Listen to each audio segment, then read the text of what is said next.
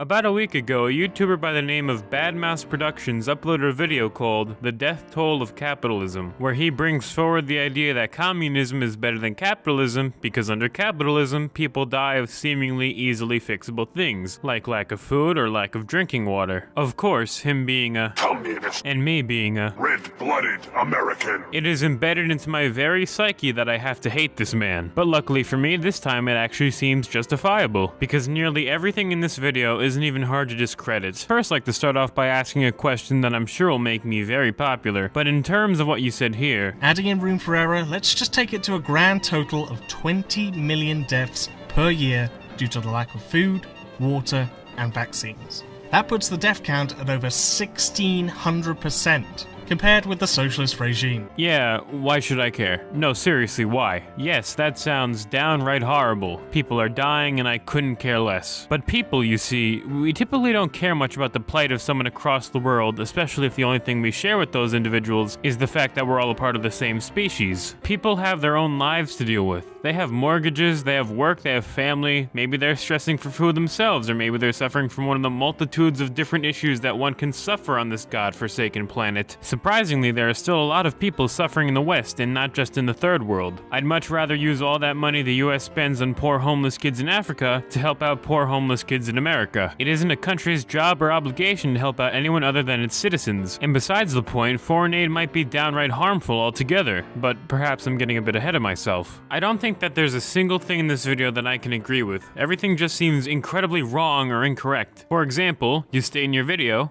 likewise, if the top 5 business people gave a mere 10% of their money towards world hunger, or just 3% towards clean water, they would be more than eradicated. Now, besides the fact that world hunger or access to water isn't an onus that these people should have to be held responsible for, what you seemingly fail to make clear, however, is the fact that these stats that you put up on the screen, while accurate, doesn't mention the fact that these stats aren't just a flat rate, but they would have to be giving 13% of their wealth every single year. While you do kind of mention it regarding water in the previous scene, you mention nothing about it costing $30 billion per year for food. Maybe it was just me, but I could see this as being a little bit misleading. Something that you don't even cover at all in this video, which really irritated me, was the fact that you don't acknowledge that charities exist. This should then make you ask, well, why don't they?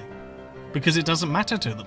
Money and power matters to them. Millions more will starve every single year simply because capitalists care more about themselves and their stock portfolios than they do about real human beings. I think you do this in order to portray any rich fuck who lives under capitalism as some, what's the phrase? Yes, capitalist pigs. Take Bill Gates, who from 2000 to 2013 has donated over $28 billion to his charity foundation. And then you have people like Warren Buffett, who is the richest man in the world uncontested for years. The same man who just donated $4 billion last week out of a whim. Also the same man who says he'll donate over half of his fortune to charity when he dies. Gee, it's almost like people can be extremely rich and still be good people by donating to those less fortunate than themselves, without having a metaphorical gun pointed to their heads. Funny that. Sure, you could be extremely pessimistic and just say that the absolute only reason that they donate a single dollar is because they want good publicity. While I'm sure they know donating their vast sums certainly won't look bad to anybody, at the end of the day, who are they trying to impress? They're at the top of the world. They could never donate a single cent again and they'd still be making bank. While it's pretty much just downright retarded to say that billionaires understand the daily lives and struggles of us common folk, they're still human beings with emotions and empathy. Hell, given what I said earlier, most of them probably have more empathy than I do. Here's something to think about. The total amount of US charities were able to raise almost $260 billion in 2015 alone. That is more than double the top 10 countries that give the most foreign aid. That's a good thing. Governments should care for their citizens, and if those citizens feel like it, they can help and assist people of other governments at their leisure. Capitalism is therefore not only an economic system in which production is organized to produce profit,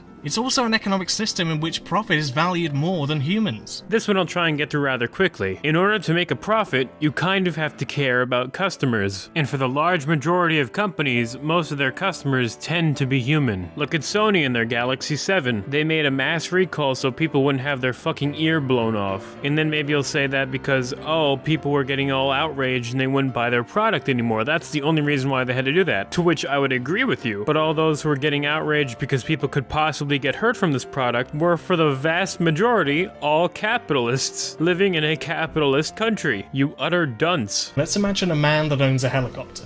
There's been a natural disaster in Colombia. The hospitals have been destroyed, and people need medical supplies ASAP.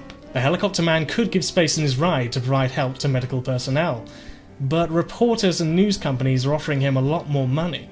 So he follows the capitalist logic and takes them instead in order to maximize his profits. Except, this isn't a thought experiment. It actually happened in 1985. Well, there are two ways that you could go about looking at this. The first one being, yes, of course he should look after himself, he probably has a family of his own to look after and provide for. Or two, maybe the guy actually did look at the ethics of his choices. Maybe he reasoned that by taking up the reporters, he'd be able to inform more people about this horrible event. By doing this, that he'd be able to help more people evacuate quickly. Or maybe even to spread the word to other doctors and such looking to go help people. Despite what your camera records in, the world has more colors other than just black and white. Maybe by taking the option that he did, he could have helped more people. Maybe he could have helped more if he had taken the doctors. We'll never know. Either way, it's a very strange point to use in order to bring down capitalism. Oddly, the mortality rate has actually increased in Russia since the collapse of the Soviet Union. Oh my fucking god. Poland life expectancy. Boom. Hungary life expectancy. Boom. Estonia life expectancy. Boom. Even Ethiopia and Mozambique have a higher life expectancy than they did under Soviet rule. Even Russia. Why use stats from 17 years ago when you could use stats from 2015? Call me crazy, but I think you might be wanting to push a narrative here or something. Some of these former bloc states might have a dip right in the very beginning, but that seems to be always followed by a large growth. Why that is exactly, I couldn't tell you. But then again, neither could this guy. My absolute favorite part of this entire video though, unintentionally of course, is when you take a clip of Sargon talking about the Grenfell Tower incident, saying perfectly normal things, but then putting what he said into text, making them appear like you think that what he said was a horrible atrocity. As far as I can tell, it's not a political issue. Or at least it shouldn't. It looks like it was a tragedy. There may be some corporate malfeasance involved. I'm sure the people who are responsible can be fined, can be tried, can be investigated, can be... whatever the requisite legal action is to take against these people can be taken. And unfortunately, we'll just have to move on with our lives because, as far as I can tell, this seems to have just been an accident, right?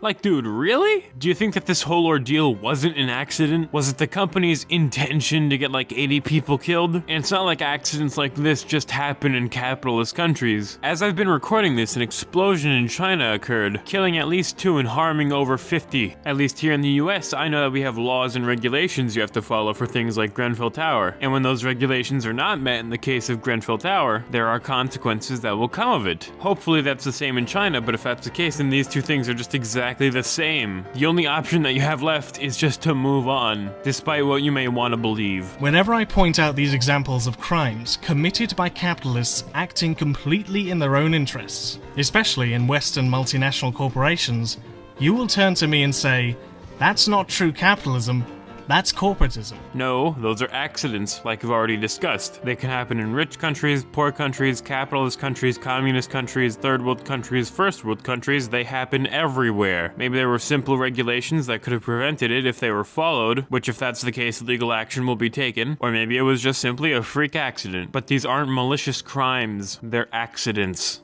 These same people will then go on to claim that capitalism is bringing millions of people from the third world out of poverty. But how can it be if we live under corporatism and not capitalism? You can't have it both ways. Luckily for me, I don't need to have it both ways. We live in a near global capitalist society, and millions of people are able to lift themselves out of poverty each and every week. It's almost like capitalism is doing good for the world. Western corporations don't bring wealth to the third world out of the kindness of their hearts. Corporations bring jobs simply because the labor in these countries is cheaper than in the first world, and so far more profitable. If people in those countries organized and won higher wages, then corporations would look elsewhere. Although, corporations would only do so after they tried their very best at violently crushing any emerging labor movement. Hey, congrats, you've taken a first-grade economics class. No shit businesses are gonna take the decision that'll save them the most money. That's how businesses get successful. And then these 3 incidents that you show proving how corporations are evil, one of these was a legitimate strike gone out of hand, another being an actual atrocity being ordered by one of the lower ends of the totem pole, and then this last one was a legitimately armed uprising where the strikers actually went and attacked the guards. Is that what you're advocating for? Because if so, I hear that Antifa is looking for new recruits. So much death, and we haven't even mentioned war yet, which is arguably minor by comparison.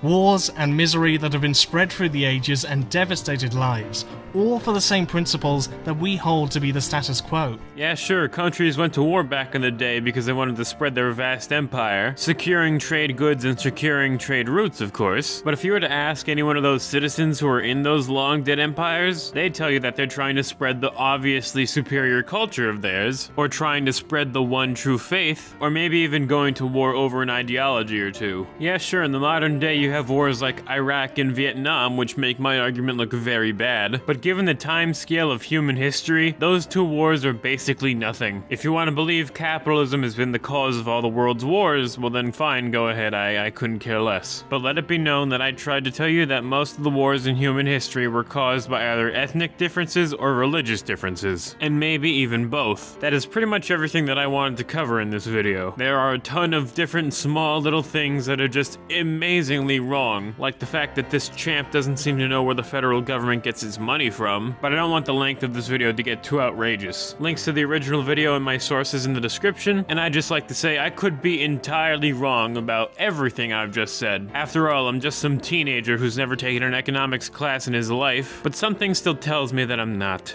Have a good day, everybody.